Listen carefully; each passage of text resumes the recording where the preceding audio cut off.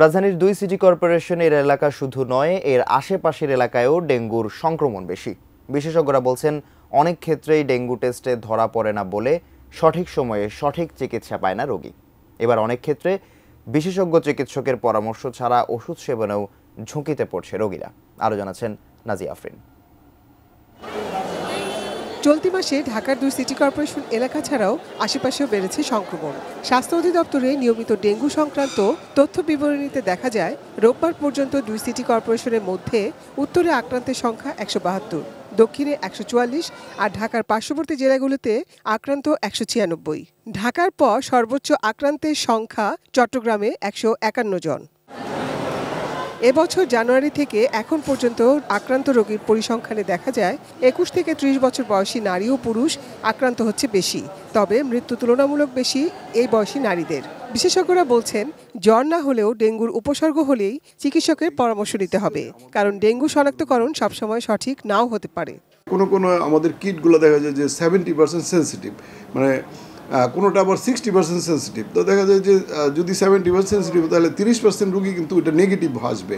তাই এখানে নেগেটিভ হইলেই কিন্তু ডেঙ্গু না, এটা বলা যাবে না। জ্বরের প্রথম 3 দিনের মধ্যে যদি আপনি NS1 টেস্ট করেন, আপনি পজিটিভিটির চান্স বেশি। আবার যদি চতুর্থ পঞ্চম দিনে করেন, তাহলে পজিটিভিটির চান্স আস্তে আস্তে কমে যেতে থাকে। ক্লিনিক্যাল সিমটম দেখেও কিন্তু আমরা সিদ্ধান্ত নিই যে এটা আসলে NS1 নেগেটিভ হলেও এটা ডেঙ্গু।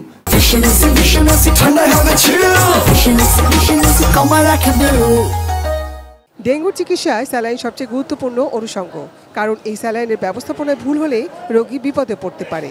বিশেষজ্ঞরা বলছেন, ডেঙ্গুর মৌসুমে উপসর্গ না থাকলেও ব্যথা উপশমের ওষুধ ব্যবহারে সতর্ক থাকতে হবে রোগীকে।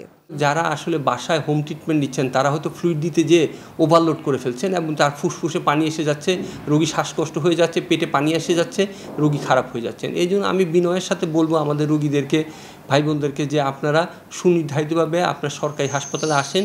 এইখানের থেকে আপনি অবশ্যই একটা সুনির্দিষ্ট দিক নির্দেশনা পাবেন। জ্বর ভালো হওয়ার সময় কিন্তু আমরা যদি রোগীটা খারাপের দিকে চলে যায় এবং শরীরের প্রস্রাবের পরিমাণ কমে যায়, লিভারটা একটু বড় হয়ে যায় এবং রোগীটা রেস্টলেস হয়ে যায়, যখন দেখা যায় যে রোগীটা নর্মাল না, সে একটু অ্যাবনর্মাল বিহেভিয়ার করছে, এই সাইনগুলো, এবং যদি রোগীর প্রেশার কমে যায়, হাত পাগুলো ঠান্ডা হয়ে যাচ্ছে, তখনই আমরা ধরি যে এটা শকের দিকে যাচ্ছে। ওষুধের দোকানে যে ফার্মাসিস্টদের কাছে গিয়ে চিকিৎসা নেয়, তখন তারা, যেহেতু আপনারা জানেন ডেঙ্গুতে প্রচুর ব্যথা হয়, শরীর ব্যথা, মাথা ব্যথা এবং চোখের পিছনে ব্যথা, তাদের কাছে গেলে তারা ক্লোফেনাক, ডাইক্লোফেনাক, ইন্ডোমেথাসিন এইসব ওষুধ দিয়ে দেয় এবং এই ওষুধগুলো খাওয়ার পরে কিন্তু রোগী আরও খারাপ হয়ে যেতে পারে।